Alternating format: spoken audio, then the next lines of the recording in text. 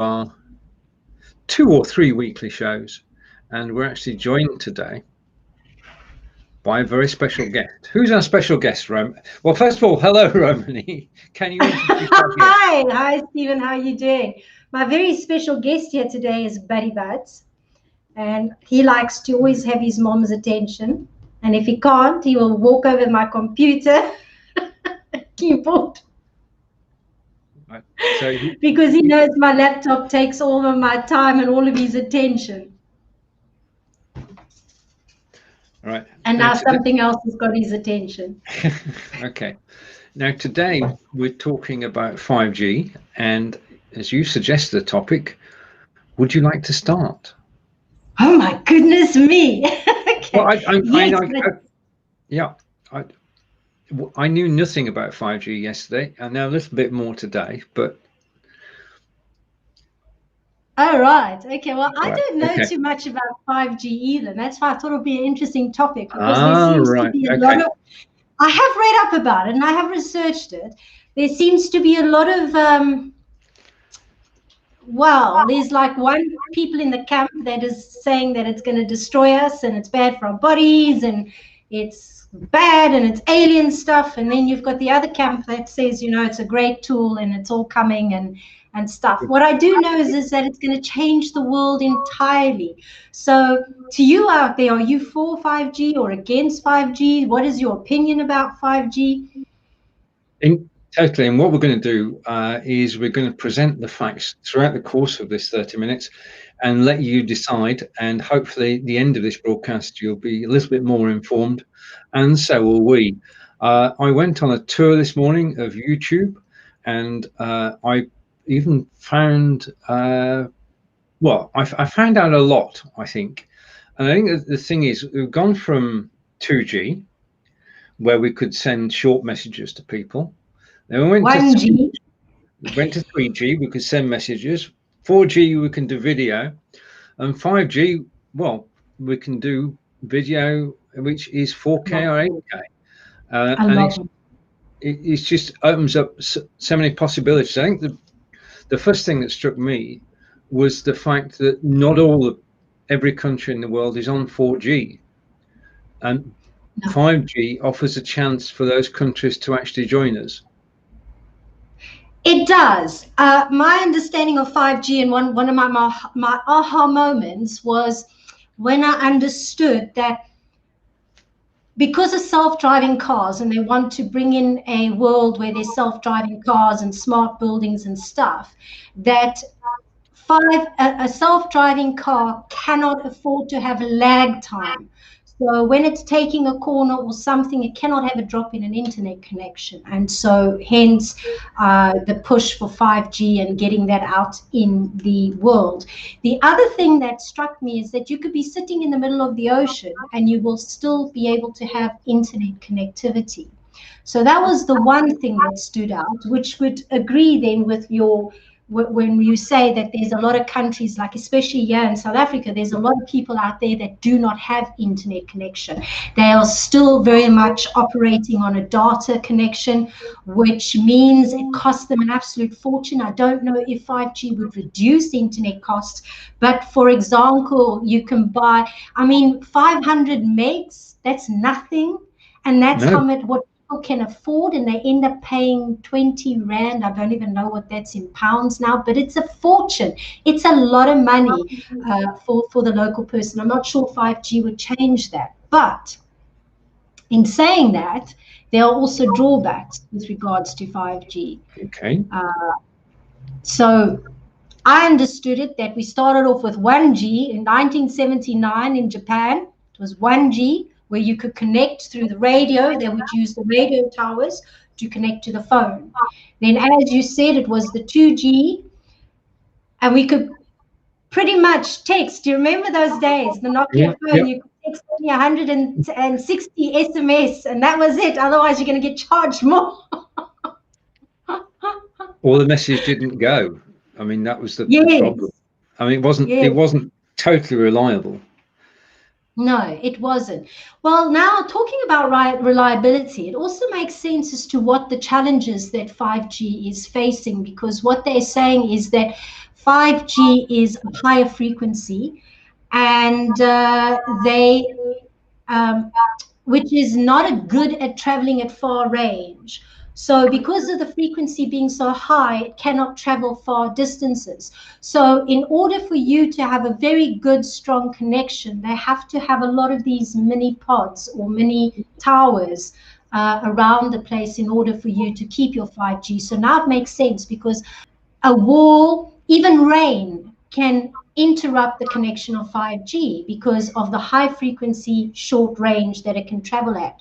So that would make sense why sometimes I'd walk from the kitchen to the bedroom and have a drop connection. That would make sense because it's going now through walls. So that presents a whole bunch of other challenges with this 5G.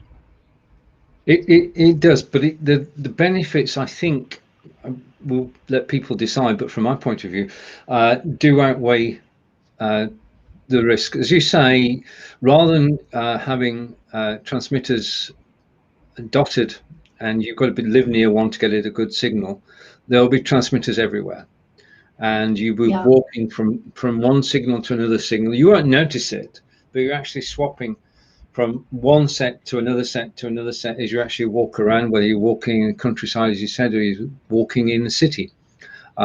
We won't notice it. But the thing is that because that can be done, that countries that don't have access to 4G could well have access to 5G. Now, you mentioned a moment ago the cost. I think with more people using it, the cost may come down. Our usage will go up. I mean, if you can download a 90-minute video in 60 seconds, you're more likely to do it. So our viewing on mobiles and on handhelds will actually go up. So yeah, just say hello to Chris, who's joining us from Antwerp in Belgium, and this was from earlier. Hi, Chris. Nice to see you. Right, okay, first things first, then I do want to say, as we're underway, but I want to say welcome to the show anyway. And this is Social Media with Romany and Steven. It's a 2 or 3 weekly program, and we're talking about 5G today. And one of the things I wanted to do was to go out and find a background. I see. I like your background. You're all prepared for the 5G. I need to get with it. I need to get with it. So yes, do you love or hate 5G is the question. Let us know. I'm in two minds, because I listen to both sides of the story and I understand energy frequencies, and I've got a little bit of a basic understand of the grid, the Earth's grid, and how we connect it to energy frequency. However, they are saying so there is something that kind of made me rethink it now, because I was a little bit adverse. I'm for it and against it. And I understand what you're talking about when you say you're changing signals, because I've noticed that with my own experience, is that when I walk from one room to another, or when I walk from inside to outside, I would change frequencies, like 4G to 5G and vice versa. So that is interesting. And yes, they'd have to. Did you know? I mean, if they had to put in. I was watching this show the other day, and they were saying that it's not good at traveling far ranges. And in order for, say, 72% of the population in America to have that kind of connectivities, they'd have to put in about 13 million 28 gigahertz stations around the country, which is a lot of stations. So it must be a very expensive project. Oh, very, very much so. But as you said, the first major use of it is we've had talk of self-driving cars for many years, but 5G makes self-driving cars a reality, because, as you said, the speed at which it goes, the fact it can transfer from one vehicle to another and stop them colliding, that's going to be a game changer, because what you don't want is for the signal to the other car to be delayed, because that wouldn't work. It's going to be so sensors and the ability for the other car to be informed and react is a good way forward. And we say hello to Eve. All right, okay. Now, I think it's bad for health, says Eve. I'm not happy with 5G. Right. Yeah, I'm in two minds of that. I don't know. I'm not sure because, I'm not the scientist. I'm not the researcher. I'm not the person with the degree that's gone and studied it for years. But someone did mention that a street lamp operates at a higher frequency than 5G. So if we can handle street lamps, which is operating at a higher frequency range, then we shouldn't have a problem with 5G. Then it shouldn't really have that much of an impact on our bodies. I don't know. What the outcome of that would be.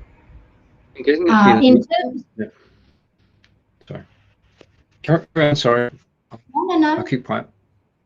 I've got a feeling we both did the same research this morning, and it's not at the top of the spectrum, and it is specifically, it's non-dangerous, and everybody agrees on that. It's not a threat to anybody's health, because of where it is in the spectrum. So we're going to be posting links, and I'll post the first of those there, because the thing is, given that there have been many theories about what 5G is responsible for, including COVID, there's been disinformation out there. We used to say lies, but now we say fake news. For the last 4 years, we've said fake news instead of lies. There is fake news out there, and there are people who are basing it on science and actually telling the story as it is. And one of the most interesting that I've found is here, and this is the truth about 5G. Now, as I said at the beginning, you can make up your own mind, but if you're armed with the facts as scientists and technicians see them, then you've got a better chance of making an informed decision about what you're going to do.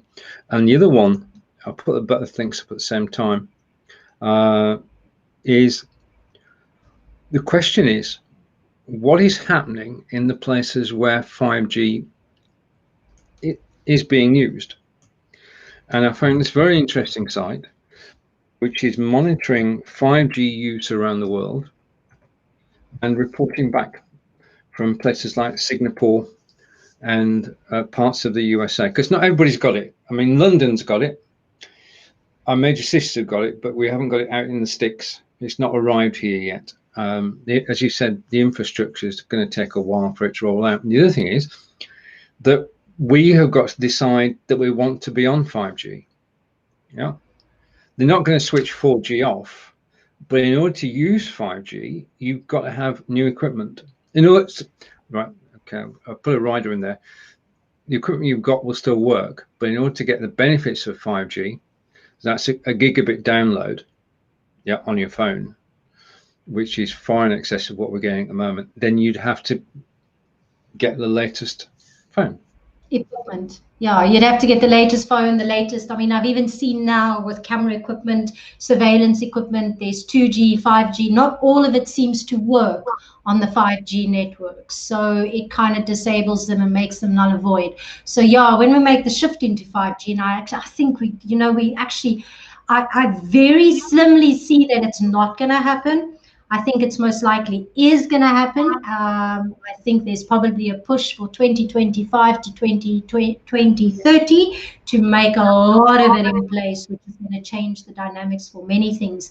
And my understanding of it is that also you're going to be able to walk out the door and say, hello, I want an Uber, and Uber's going to come and drive there, and you're going to get into your car, and you're not even going to need to use a card, swipe a card. It's just, you're just going to be able to walk in a room and go, hello machine, tell me what is on today. Like, if you remember that there was a sci-fi series, Eureka. I don't know if you've ever watched that, but they were all about new technology, new thing. It was a scientific community, and they'd come up with all these things, and one of the things was sort of that whole the cars drive, and yeah, they arrive, and hello house, and make my tea today, sort of thing. It's going to change the way we live, because it can control everything at home, in the car, at work.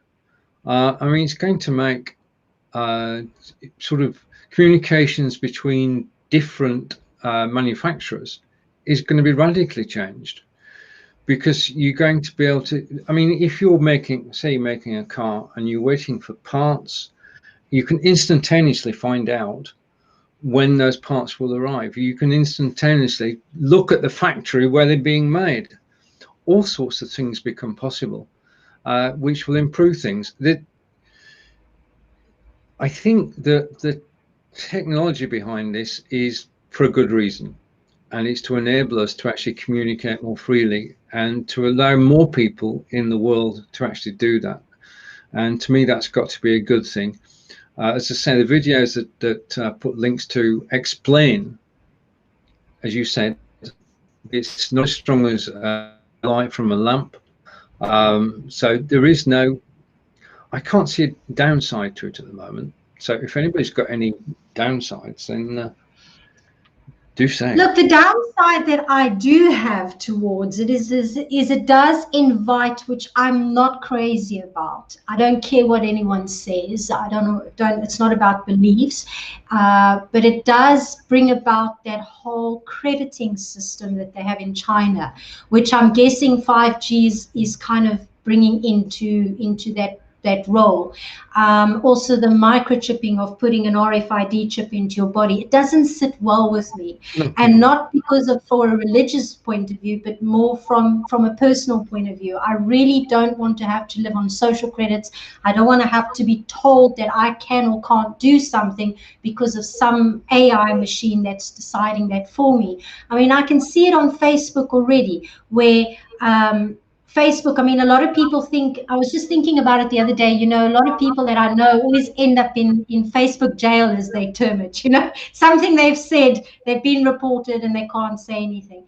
And then they get frustrated because, I mean, one I saw yesterday and I also couldn't understand it, is because they were sharing something about the pedophilia and they were against pedophilia. And yet and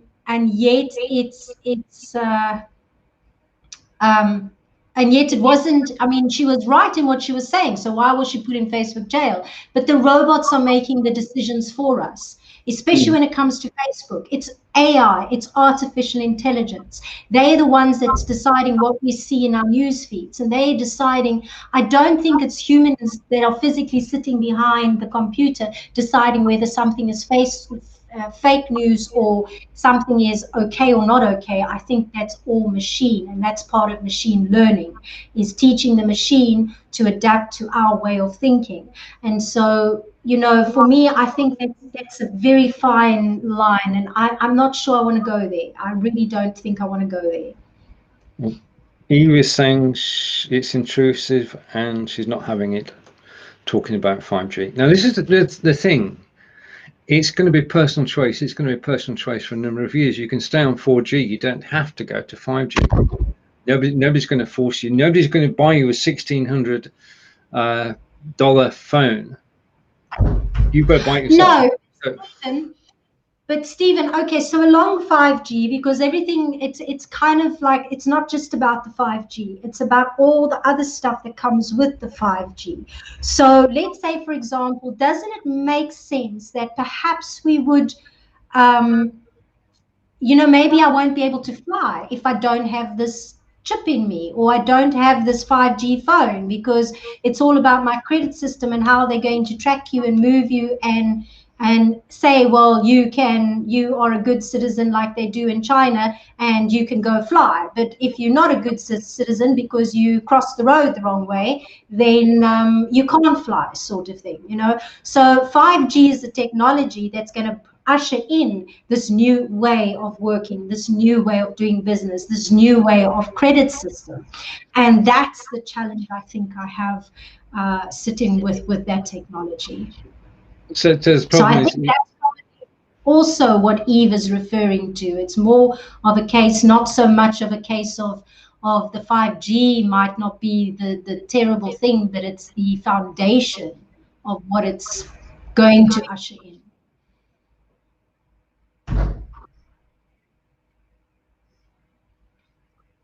But that's basically, you've got the technology on one side, and you've got the companies that are actually going to use it, and the government's going to use it on the other. And the technology is one thing; how it's used is a totally separate issue. And the thing is that we, to a certain extent, if we just talk Facebook for a moment, we do need some protection from those who would spread fake news. I just give you, for instance, somebody yesterday who did the first ever broadcast was trolled, and trolled badly. And we need to protect those people. I mean, it's not, that's basically a situation that Facebook should have a better handle on. But we in an ideal world, you'd be able to accept parts of the technology and refuse others. But I don't know, is it going to work that way? I mean, the thing is, we like to keep up. We like to be techy. We like to have the latest technology. We like being involved. And as I say, if the links to the videos I've posted show that there is no health problem with 5G. There might be problems with the way that it's actually applied, and that will go from country to country. But on the whole, I think, having researched this morning, because as soon as you said 5G, I thought, I don't know anything. So I had to go and look it up. So I'm grateful for that.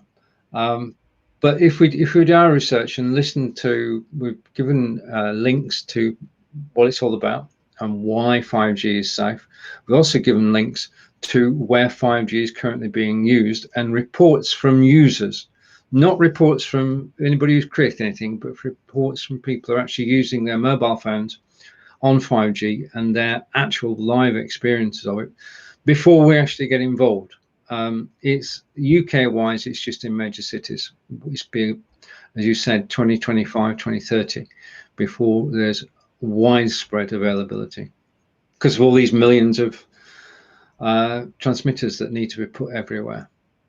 Yeah, that's quite a lot of money and a lot of transmitters that they have to implement in a large spaces as well.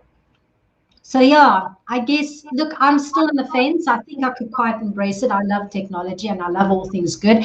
I mean, it's definitely better than, remember the dial-up where you had to dial up and hear the signal and then things would hang. Do you remember those days where you try to watch something and it just buffers and buffers and buffers and then you give up along the way? So I'm really loving how technology has just instant. I mean, we could never live stream. We couldn't live stream really on 3G or 2G. I mean, it was really quite something to try and, you had to really have a strong, good internet connection just to be able to do this.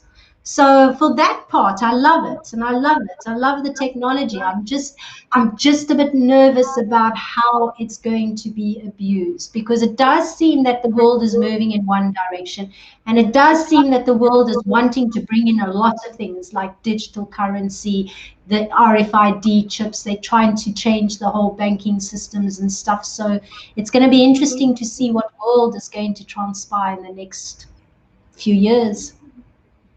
I agree. And Eve is saying for every post for 5G, one can equally find posts against. You have to go with your gut. Basically, we're not here to say nay. We're not here to say yay. We're here to put as many as the facts on the table so you can actually make just present the facts, and you've got to make that informed decision. You've got to decide whether it's something worth it or not worth it. You tell us, let us know. And yeah, right. so I see Karen says agreed. Karen Nelson, hi. Okay, and Eve is saying my grandson has it, says he switches off his phone, he cannot sleep, it's like his brain is charged. Okay. He has said, I mean, we were talking about it. He lives in New Zealand, and they've got 5G, and it really is phenomenal to actually see the difference in quality. It's quite in your face. And then he was talking that has changed for him, and he's one of these real hippie type of characters, you know, peace man, and the world's all great, and you know, nobody's coming to take us, sort of thing. So for him to have noted that was an interesting observation, because you know, he's not that kind of person that's going to go and look out for the conspiracy theory, or going to go and search for, you know, the bad health kind of thing. You know, he's just like, hey, let's chill. So from that perspective, it was interesting. Nick, need to sort out coverage for 3G and 4G first. I guess that's why they're bringing in 5th generation 5G, so we don't have to really deal with 3G and 4G. Yeah, Nick actually has bad internet where he is in the UK. So much so that he can't live broadcast.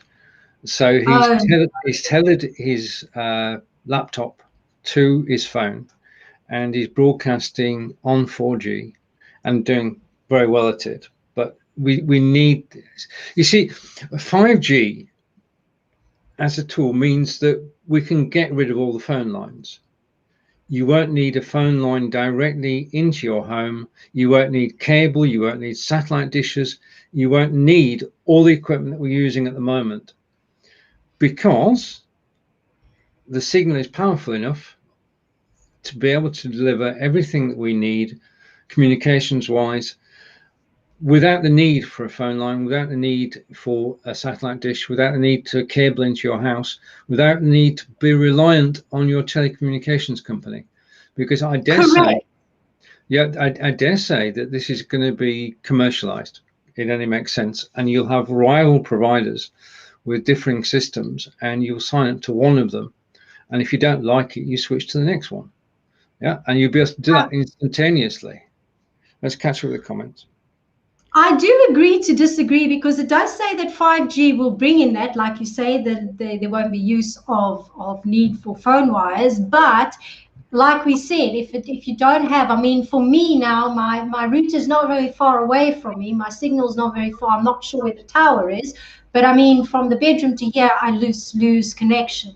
So I have to plug in. So where I sit in my office here, I have to plug in a cable directly so that I can have that clear connection. And we also stuck with a bit of a 4G, 3G kind of world. So I can see my signal does definitely switch between 4G and 5G. And mostly I'm on 5G when I'm wireless, because I don't know, just the wall doesn't seem to like, now that I've learned, now I understand what they mean. Sorry, I forgot to shut my door there. So now it's banging. So yeah, so I don't know.